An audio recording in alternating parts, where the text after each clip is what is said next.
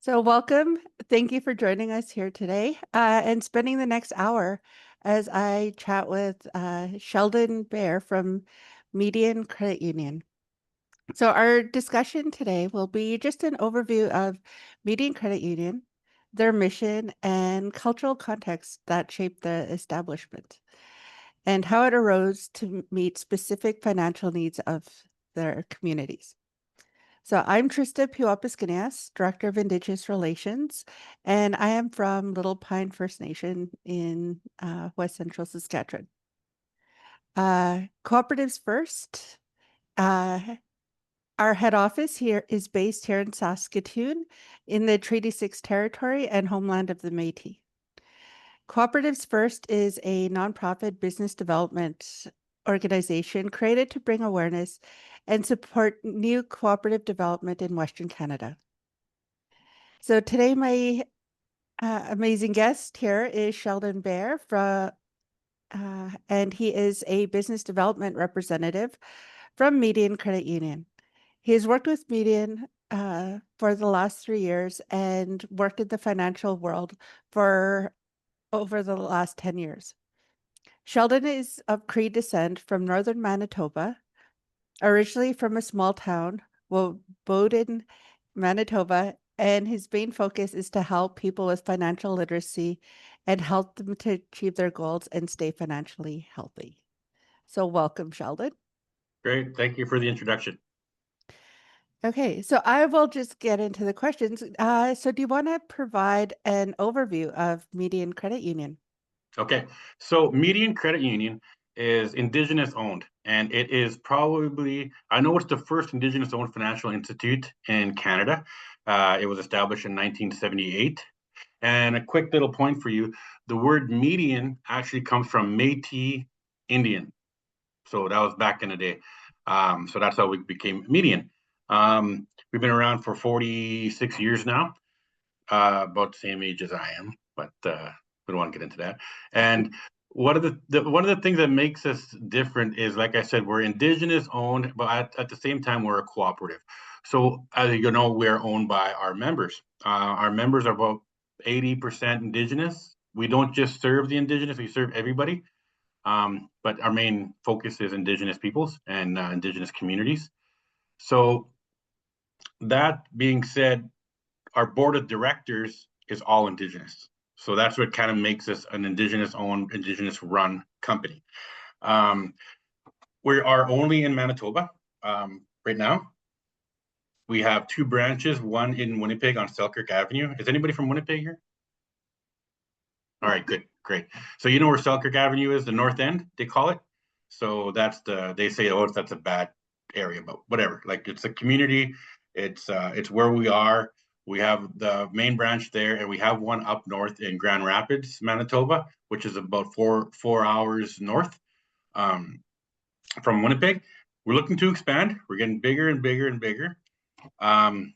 So one of the things that makes us different as a credit union, but most importantly as a co-op too, is, as you all know, we give back to the community a lot, and we're not mainly looking at profit, right? It's always the member comes first, right? So that's our main focus. I don't know if anybody knows, but in the credit union world, there are 7 principles, all right? And they pretty much align with the 7 teachings of Indigenous peoples, Indigenous culture. We go by the 7 teachings, like the honesty and stuff like that. That's how we try and connect with our members and run our business, right? So we understand a lot of the Indigenous communities. Like I said, I'm from a small town called Bowden. It's not necessarily reserved, but it's pretty close. It's a small town that's how do I explain it? It's a township, but all the members of Bowden came from reserves from around the area, and they all settled there in 150 years ago, or whatever. So that's how we became. Because I am treaty, but I'm from treaty from where my great grandfather came from, another reserve to settle in Bowden. So that's how I am treaty. but yeah, so basically that's my spiel a bit about Me-Dian Credit Union. Um, and we're very, very proud to be a co-op. Thank you, Sheldon. So, as Me-Dian is mainly Indigenous members, how do you involve the members in decision-making processes of the credit union? That's a great question. Now we do have our town halls. We have quarterly ones, and everyone's welcome to come and sit down and do their when we do usually vote in board members, stuff like that. They have their say, right? And we try to get people involved as much as possible. Sometimes it's hard to get people out to come and vote. I don't know if you guys have the same problem sometimes when it comes to your co-op management and stuff like that. But we're a small credit union. We got 4,000 members, right? We're not a Cinnabon. We're not whatever those big credit unions are. We don't merge. We probably will never merge because we want to stay Indigenous owned. So even our day-to-day interactions with people can bring change to the way we do things. Like one of the main things that we do is we have to keep up with technology. Fall behind if we don't keep up, right? So we move forward, but at the same time, we have to still talk to the people that say, hey, you know what? I don't know. I don't have a phone. I don't go on the internet. Like we have people like that, and especially Indigenous communities, we barely have internet, right? So we have to keep the fax lines open, and we have to keep the phone lines open, so people can get in touch with us. And you may think, okay, fax, that's 20 years ago. No, it's daily in Me-Dian Credit Union because the reserve that we're talking about is 600 kilometers north, and it's a flying community. And they go to the band office to send documents like the old ways we're thinking, right? So when somebody comes in and says, hey, can you maybe change something so that the fax will go to so and so, or can you forward it to so and so? Like it's our member service that helps us realize, okay, maybe our system right now is not working the greatest, and some member brought up something that will change a policy, it would change a procedure, because we're listening to the members, right? We don't want to leave anybody behind, but at the same time we have to keep up with what's coming.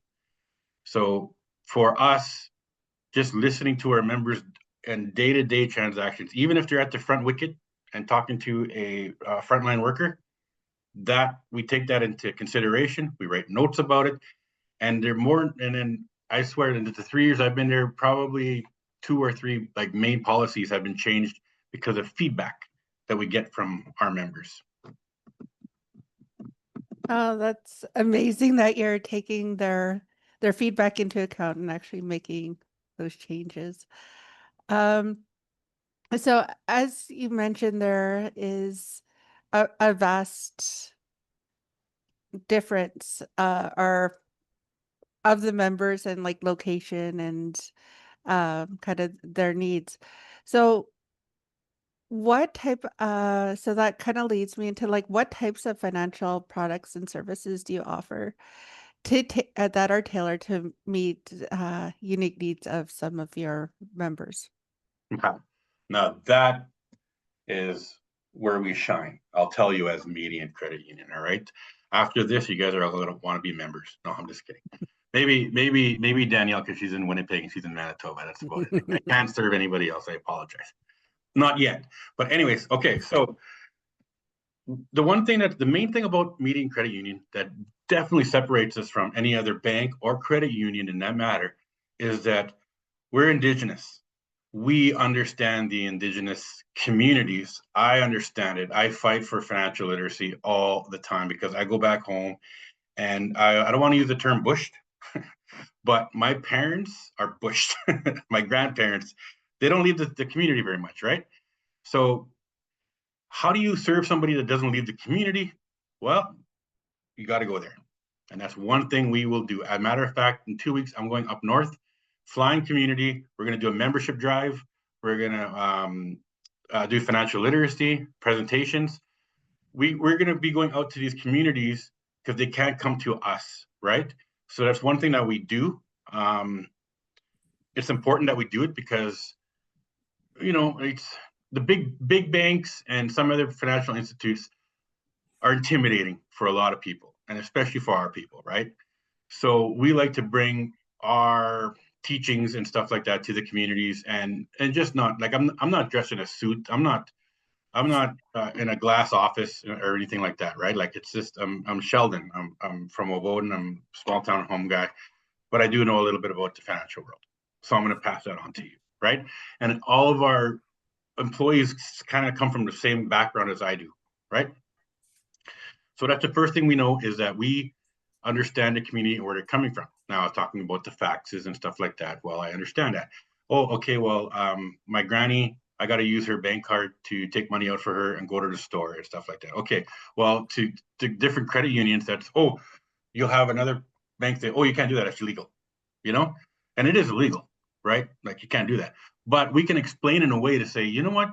How old's your grandmother? Maybe let's put you as a guarantor, maybe let's put you as an executor just to help you out and say it in a way that they can do it legally and understand what we're talking about because technically you can't use somebody else's bank card no matter what. Like that's just a policy, right? But we talk in a way that they understand. Like when I go up north, my accent comes back.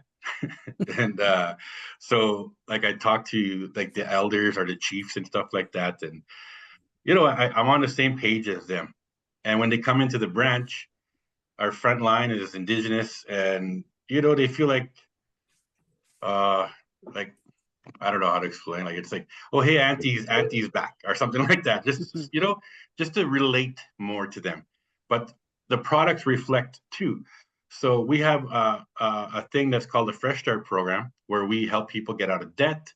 But it's not only it's not just a consolidation loan. It's actually taking care of stuff like collections. Now, we're the only financial institute that'll actually take collections, pay it off, and then you make a payment with us and build your credit. So the understanding that we take for granted is that if I don't pay my cell phone bill, I'm probably going to get bad credit and it's going to get sent to collections. Well, we all know that. We take that for granted that we know that. But they don't know that up north. It's a different culture. You know what I mean? Especially in Indigenous communities. They can get a cell phone and be like, you're right on. And then they can have a guy from TELUS or whatever explain to them, but they don't know what they're talking about. And they don't pay their credit card and they don't pay their phone bill and it goes to collections and they don't understand what that means. So us going there and breaking things down to make them understand what that means instead of just saying, here's a penalty after penalty after penalty, your interest rate's going higher, this and that, working with them to make them understand why this is happening and what to avoid in the future. Like those are things that I personally done. So I'll give you an example. I went up north one time and I did a presentation and I was going on and on about credit and credit score and credit rating and all this stuff. And I was doing my spiel. Like I was doing in my presentation, what I do. And I guess about an 18-year-old girl, 19 years old, I'm surprised she even did this. She raised her hand and she said, "What is credit?" And that kind of threw me back thinking, like we take that for granted. Like we know what it is. We grew up in urban areas. She had no idea what I was talking about for the first 10 minutes of my presentation. And I really thought, like this was a couple of years ago, and I really thought, you know what? We got to go back to the basics sometimes, like just the bare bones and build up from in the financial world about how to be financially stable, even, So that one-on-one interaction and going out to these First Nations and talking to them one-on-one and really, really building that rapport is key. And that's what Me-Dian does. And it's not just me that does it. It's our financial advisors. It's even our managers. I've had our CEO look at loans sometimes and say, you know what, they've been doing good. They had this hiccup. COVID was a big thing. And, let's just keep going with them. I know they can't pay, but let's just hold a loan for now. They'll get back on track. Let's do that instead of penalizing them, right?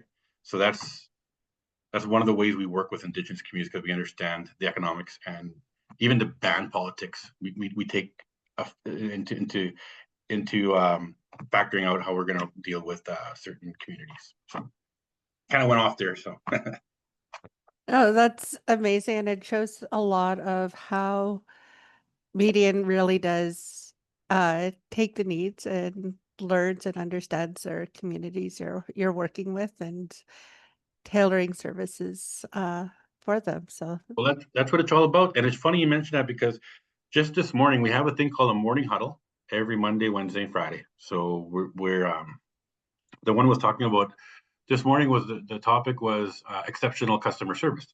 So we watched a video, and then we had stories about anybody who had a story about how they went above and beyond. And one of the stories was our branch manager, Rochelle, and she said she was dealing with a member that was frustrated with online banking and just trying to log on. So she ended up, the woman lived in Winnipeg, and she ended up going there to help her because she was an older lady and she couldn't understand over the phone. So she went to her house, like literally, asked her permission and said, like, she didn't live far away. She lived in the north end and sat there with her on her phone and said, "This is how you do." All right. Like that's just a little example. Not we don't go to every member to do that, but you know what I mean. We recognize um, she was an elder.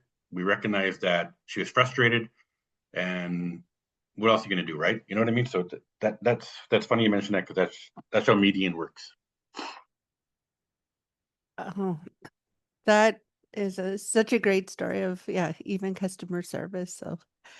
Um, so as promised, I asked my three questions. So now I'm going to open it up. So if anybody has any questions, feel free to raise your hand or type it in the chat. But as we're waiting for the questions from you, um, I will ask another one. So the next one is, what are some of the biggest challenges that your credit union has faced, and how has Median overcome them? The biggest challenge, man. I don't even want to get like I don't want to get too, let's say, the system, right? Even the credit union system sometimes works against us because they have their policies and they have their procedures. They don't know about life on a reserve. They don't know about the challenges that the North faces, right? We have to deal with those challenges, but we can only go so much without crossing the line and our procedures and our policies, right? Like the story of that I said about the girl using the grandmother's card, right? That's a normal everyday thing on the reserve. I've done it when I was younger. I remember the day. Remember the day when we used to go buy smokes for our parents? Like I remember that. That's how old I get. I could take a note to the store and say, "Hey, my mom wants pack smokes," right? So that's the kind of mentality that the reserve still have the northern communities. Um, it's trying to tell what we call credit union central that we're different. All right, we're not an urbanized population. You know, it's almost third world in some places up north. It literally is. Shamattawa, Sheridan, places like that. It's a different thing. So trying to help serve people up north without going there is extremely difficult. One is if they have internet, it's not even very good internet. Two, um, they're very hard to get a hold of. The structure sometimes in band offices is really, really frustrating.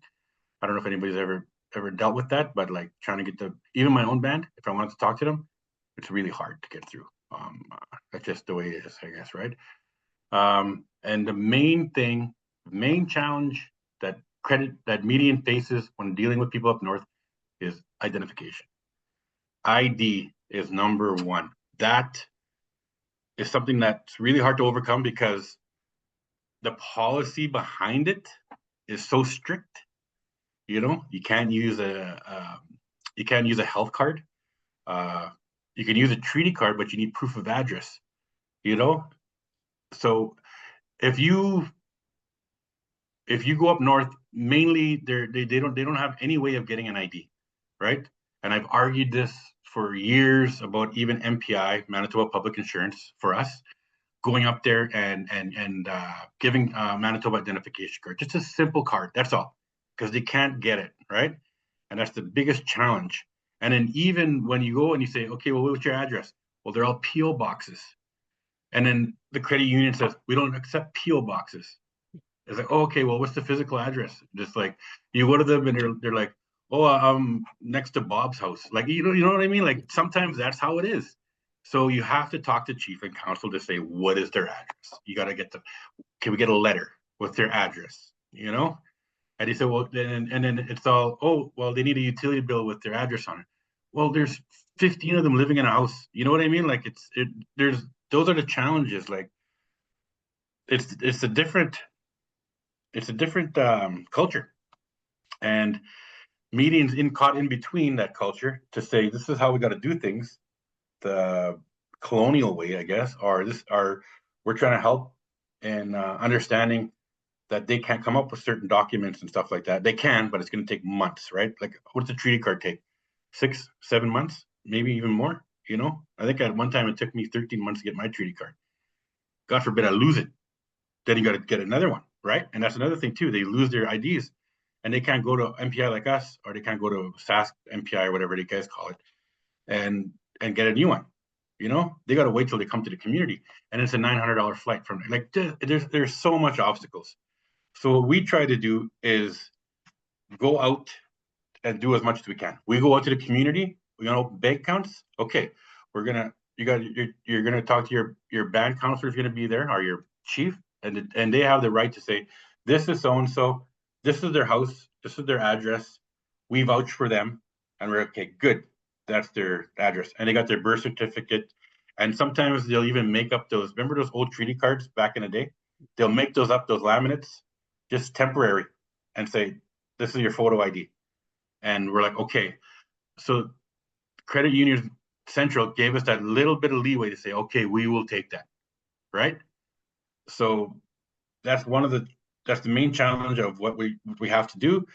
We're still trying to bend Central a credit union to say we're different, we're unique. We need processes changed, but they're pretty stiff on that. But that's why we're fighting, right? People fought for years for other rights. This is something that we have to fight for our members, or even people who want to become Me-Dian members, right? So that's one of the things we do to help the communities. Well, that's well, yeah, and I think that's a challenge even when creating other types of co-ops is the physical address on the reserve because you know growing up home community my address was across the river so I was the point. I was in the point. I lived in the point there. yeah and so that's like kind of common and um so we do have a few questions coming in through the chat. So the first one is Me-Dian is 80% Indigenous owned. Is this a mandated ratio?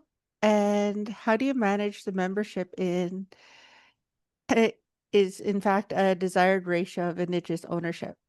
So could this ratio change going forward? This ratio could definitely change, right? We're growing. I guess you could. Somebody asked me this question before, and honestly, I didn't know how to really answer. We're Indigenous board run, and this is a funny thing because we're not tax free. Okay, we are having trouble even trying to get that because we're a co-op, and our members own us. Or sorry, yeah, right. Our Yeah. members are Yeah.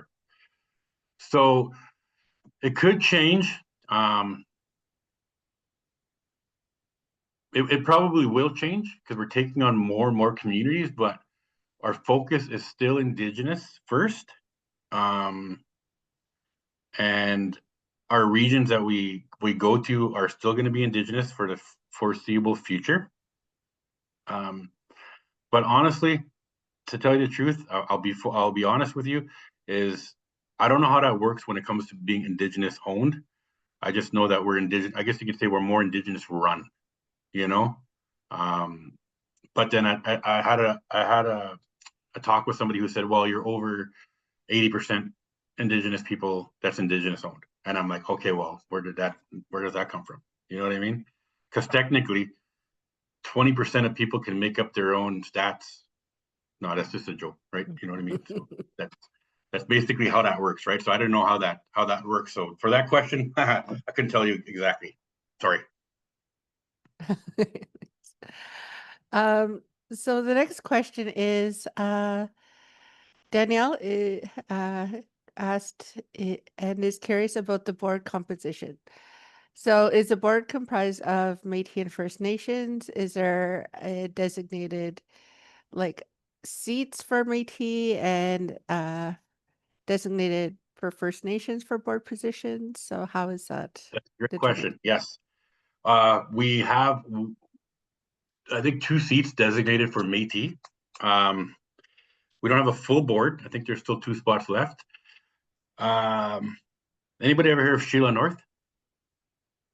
Yes. She's a board member, right? She's First Nations. And then we got a couple guys from MMF, the Manitoba Métis Federation, that are board members too. We do want to serve the Inuk too.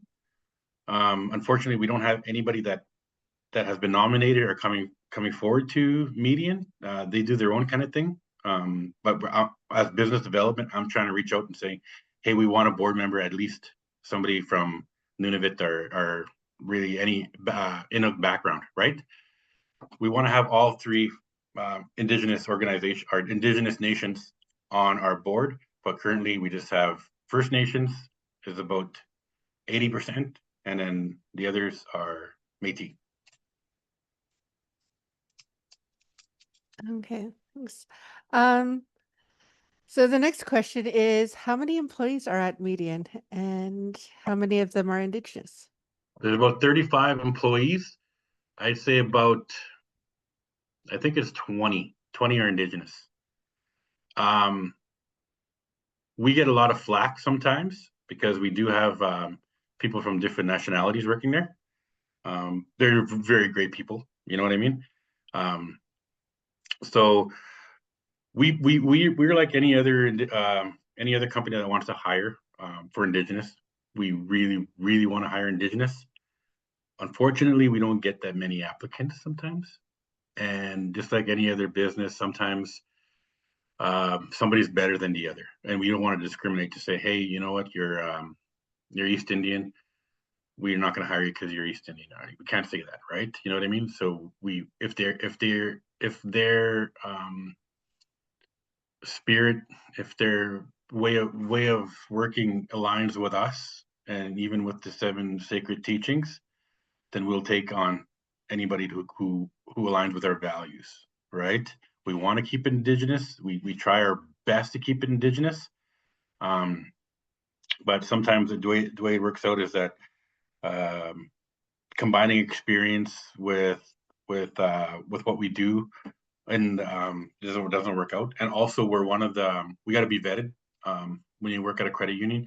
That means you have to go through credit checks and criminal record checks and all that good stuff. So that's a challenge. I hate to say it, but sometimes it is a challenge. So like we get a responses on our social media saying, hey, I went there and a Nigerian guy helped me, and I was just wondering why you guys call yourselves Indigenous owned and stuff like that. And we say, well, like, I don't know, like, that's one of our employees, right? Like, it's not, we'd love to be 100%, right? But at the same time, we're going against our principles if we're saying, oh, we're only Indigenous. You know what I mean? Where we got to say we're welcome to everybody, And I think that allows us to be more like for example, this is actually a good example. We got a guy named Adanola, and he's from Nigeria, right? And he works in our commercial department. Super smart guy, right? He's got all his education is great, his stuff. When I first met him, we went to a powwow and at work, and he said, "Do you know that our cultures are so similar?" Because he comes from Africa, right? So technically, he's Indigenous, but African, right? And he says, like, we have our shaman, and we have our ceremonies, and we have our drums, And he was very excited to indulge in our culture because it reminded him of home, right? So who's to say, like, well, I know Addy, like he's Nigerian, but like his values are there. His tradition is strong, you know. So you got to look at a different ways to to deal with cultural differences, and Median embraces that at the same time as still trying to help with the Indigenous community. And it also, I think it helps with some members too, because I've heard stories where the member comes in, they're talking to somebody who's Filipino, right? And I heard them talking about food, and they're like, "Oh, you cook your food like this? Well, I cook my food like this." Or, you know what? We have bannock, but Filipinos, they have a different kind of bannock. It's a different kind of fry bread made different. So it allows those cultures to connect, right? And it's not just, now you're not just you're not just know Indigenous people. Now you know a Filipino person. You know what I mean? And I see that all the time, and it's connecting cultures at the same time. If we were Indigenous owned and only Indigenous, well, it wouldn't be as fun. That is such an amazing example of like just the openness and inclusivity that Median brings. Uh, so the next question, this is amazing. We have so many engaged people today. So um, the next question is, how often does Median employees visit communities to run workshops in like financial literacy, open bank accounts, and provide any other services that the credit union can offer? Well, very often, weekly. Summertime is a bit busier. Um, so, as a matter of fact, I am at an event right now. We're doing an account opening over there somewhere. I boarded an office because I wanted to do the webinar. So we're opening accounts right now because in Manitoba, I don't know if is it Canadian? CSA settlements. Anybody hear those? No. Children settlements are coming out for people, for Oh, children that were in care, and now they're coming out with money. It ranges from 5,000 to 60,000. So we're actually doing a present. I'll be talking later on about scams and stuff like that, and then I'll be on a panel tomorrow. And we're on location in Winnipeg, and we're talking about if they want to open accounts. The kids that are here, they can open accounts if they want to know about savings, about mortgages, about entrepreneurship, whatever they want to know. We're here to talk about it. There's other people here from different organizations that are doing that now. So right now, I am on location.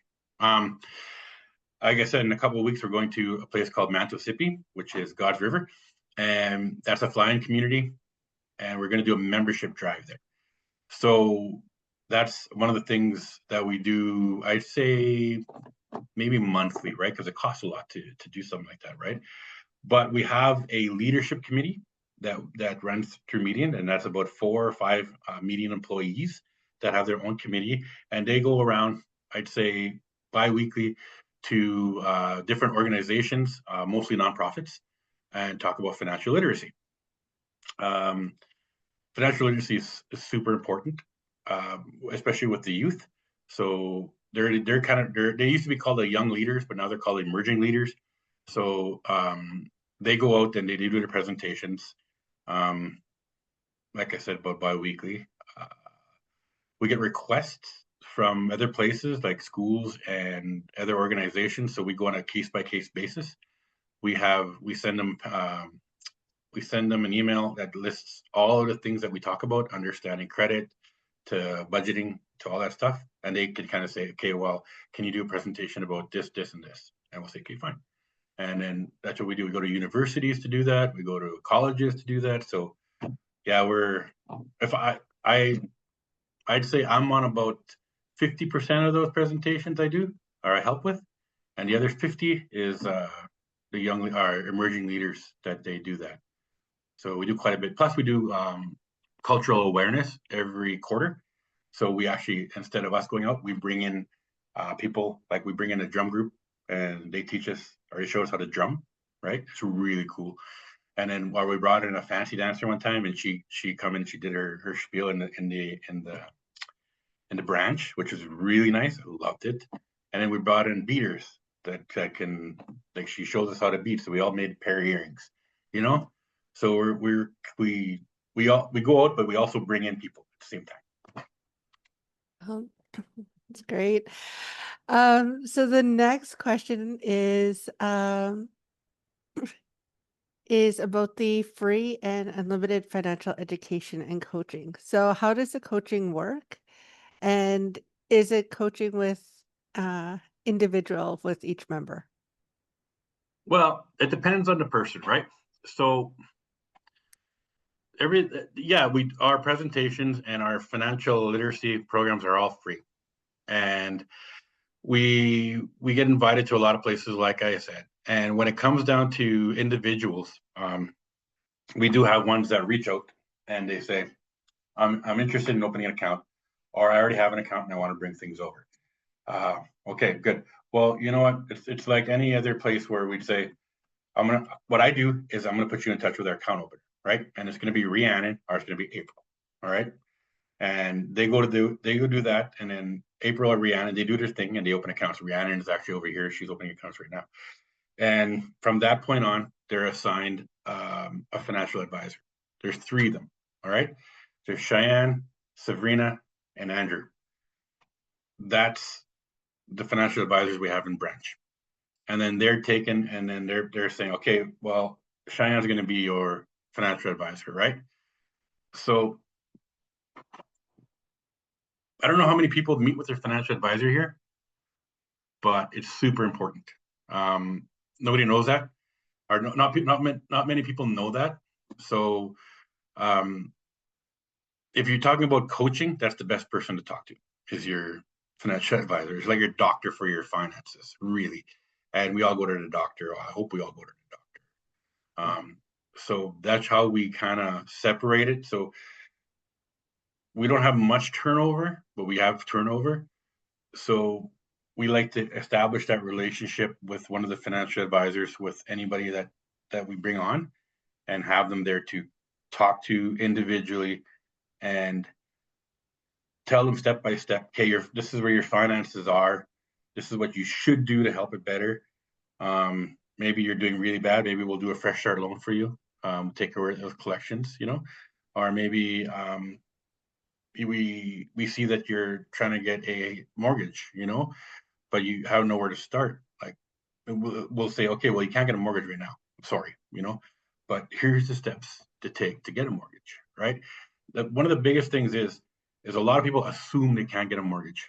They just say, like, no, I can't get a mortgage. Like, oh, my credit's bad. Well, yeah, you can say that, and you'll say that for 20 years. You will. So you need someone to sit down and say, why do you think like that? Oh, because this and this. Well, let's take care of that. It's going to take a year, but let's take care of that. And then after that year, it says, okay, well, now this challenge come up. Let's take care of that. Did you start a savings account? I can't afford it right now. Well, let's just wait. Maybe this money will free up over time. It's that little thing that helps people move along. It's that level of commitment that our financial advisors have with that certain person, where they could feel free to call them at any time and ask any question about anything. And you could see a person grow. We have people come from fresh start to mortgages. Like, those are great stories, right? And it's just from staying in contact, like just making sure that everyone's taken care of, right? So pretty much it. Oh, that's great. I wish I knew more about that, and it's making me feel bad for not talking to my financial advisor enough. Yeah, So, like, one of the things too, I'll tell you something. When I was a financial advisor at a big bank, this was years ago, and this is something I learned from there. I don't mind big banks, and I think they're just too big to help the little people sometimes. So whatever, it's the way it is. But what I did, and get this, is when you sit down with somebody that's never really been with a financial advisor, this could be any of you guys out there right now, and you sit down and do a budget, just a basic budget, income, expenses, and you look on paper after your income and expenses, and you say, I should have $1,500 left over on paper, but I don't. Where does that money go? And then you break it down even more. Like you go, oh, your utilities, oh, your car payment, your insurance. No. You break it down even more. Your skip the dishes. Nobody says that. Nobody asks about Uber Eats. Nobody talks about that in their budget. You know what I mean? And I used to be able to have people's profile right there. And I'll say, well, how much do you think you pay a month in skip the dishes or Uber? And they're like, oh, I don't know. We probably pay about, I don't know, $120, you know, and that's what you think. No, let's go through it. Oh, you spent $480 this month on Uber. Boom. They're shocked. They're like, no way. Turn the camera. Yes, I spent that. Oh, you're a smoker? Like, oh, do you put aside a budget for smoking? No, I just buy a pack when I run out. Oh, okay. Well, you just spent $500 this month on cigarettes because you smoke 2 packs a day, or you smoke a pack a day. You know? Oh, I didn't know that. You know? And one of the things that really needs and wants are what the banks call it, right? But there used to be like things change and things evolve. So a want used to be a cell phone. Now it's a need. You know, you need your cell phone because if you don't have your cell phone, you can't really do anything in the world anymore. So you got to evolve with everything else, right?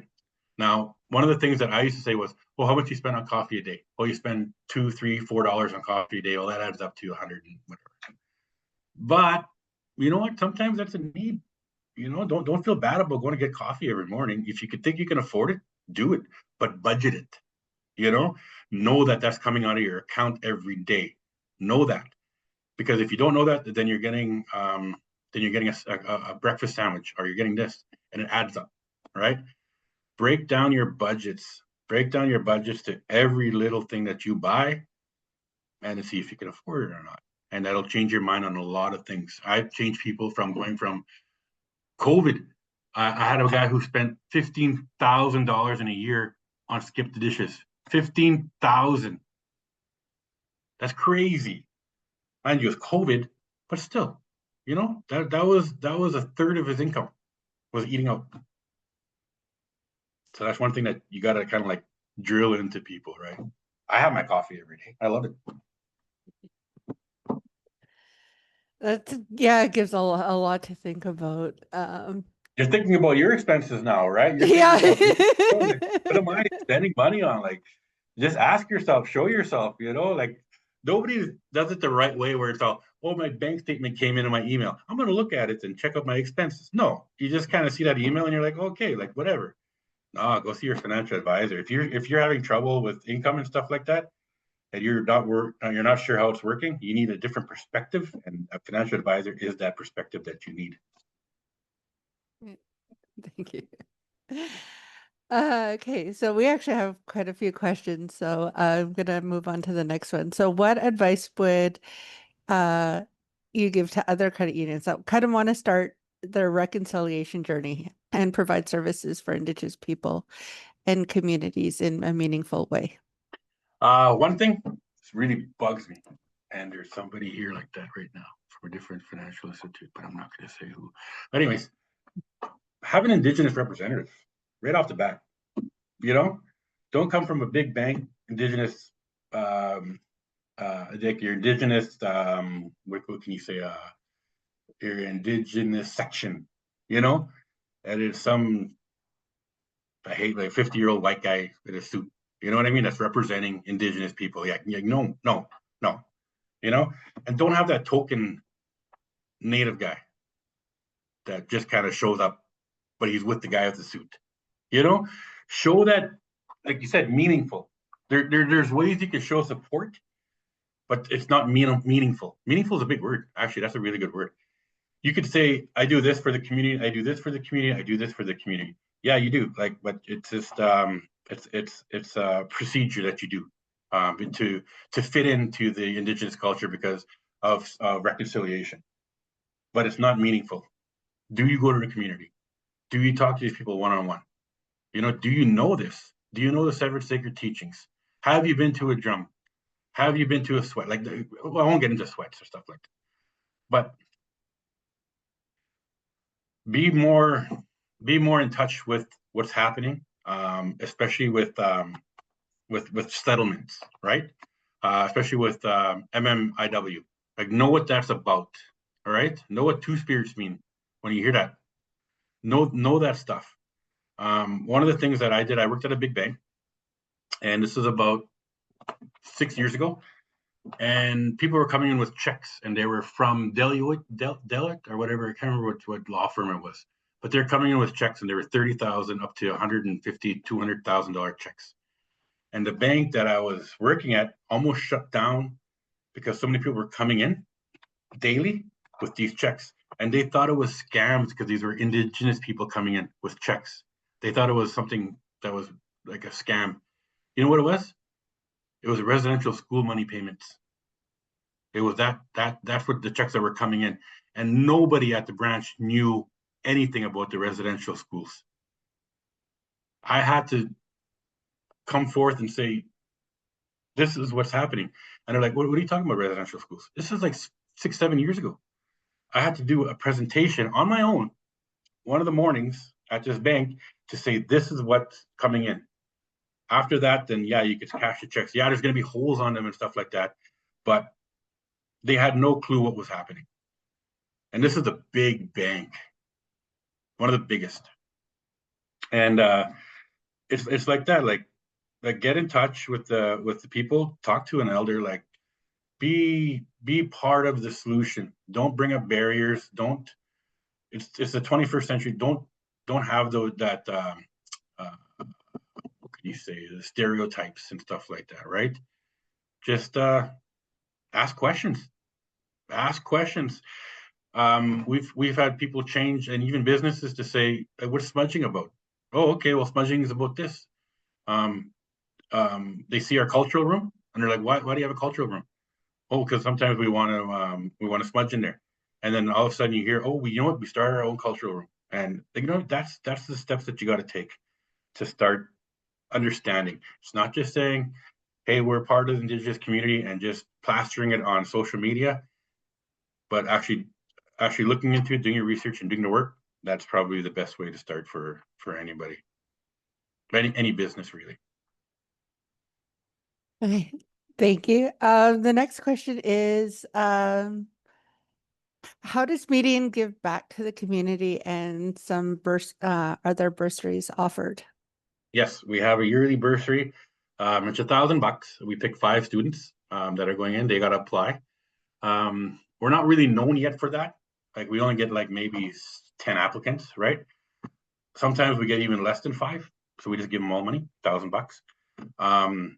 We do that every year. We just finished ours. Actually, I just changed my signature. That used to say apply for the bursary to a different signature. So we do that yearly. We also there's a place in the city that does adult education. So we give out a bursary for I think it's $500 a piece for 2 students out of the adult ed program that deals with us, that has their account with us. It's a big organization, a nonprofit. So we do that for them too. But honestly, if we're kind of a smaller credit union, more one-on-one. So we would get the odd submission from say a First Nation education department saying, hey, can you donate maybe to help out with expenses of somebody moving, and I get those, and I talk to my CEO, and we're like, yeah, okay, let's send them 500, let's send them $1,000, just it's a case to case basis as well, but at the same time we do have it annually. Okay. So the next question is, when people become a member, do they self-declare as an Indigenous, like First Nations, Métis, or Inuits? They can. We don't really like to ask, politically correct stuff like that, but they're free to say, yeah, like I'm Indigenous and stuff like that. Like it's totally like it's actually in one of our questions when you open an account is they could check off whether they're First Nations, Inuit, or Inuk, sorry, and Métis, but it also specifies that you don't have to answer. So Okay. So we have one last question in the chat, and it's actually, funny enough, one of the final questions I had for you. So, um, the question is, do you collaborate with other credit unions in Winnipeg or nationally, or any other Indigenous financial institutions, like such as First Nations Bank just opened a branch in Winnipeg? Do you collaborate with any other financial institutions? For First Nations Bank, we don't. It's funny though because one of our FAs, her daughter is the manager of First Nations Bank. Um, Technically, they're not First Nations owned. I've been hearing. I have to double check. They're part of the Desjardins group or something like that. I think. Um, I'm pretty sure. But we don't have any. We don't have any collaboration with any other. The only thing that we have collaboration with credit unions is um, they're called syndicate loans. I don't know if anybody's ever heard of that, where we take on a loan that's we can't really handle because it's like 20 million or whatever. So we kind of piece out 10 here and 7 there. Nobody knows about it, like the people that are borrowing, because it's still technically running through us. But that's the only way I know that we collaborate with other credit unions. We do, however, collaborate with other lending institutes, such as we call it First People's Economic Growth in Winnipeg. And basically, that's to help entrepreneurs launch their businesses. Do you have something similar like that in Saskatchewan? They give out Uh, loans and grants. I think that some of them are done through like the Indigenous financial institutions. So, Yeah, um, like they don't have any accounts or anything. They just do lending and then yes, and like that, right? So we have a great relationship, with BDC as well. I know people yes. there. First People's Economic Growth, which is a really good organization, and another place called Futurepreneur. I don't know if you ever heard of that one. That um, is 3 places that we deal with. So what we do is I get someone who wants to start a business, right? Technically, we can't take on a lending to them because you need at least 1 year financials before we can lend, and that's just a policy that makes sense to everybody, right? You got to make sure that you know what you're doing and your business is going to be profitable before we can lend you any money.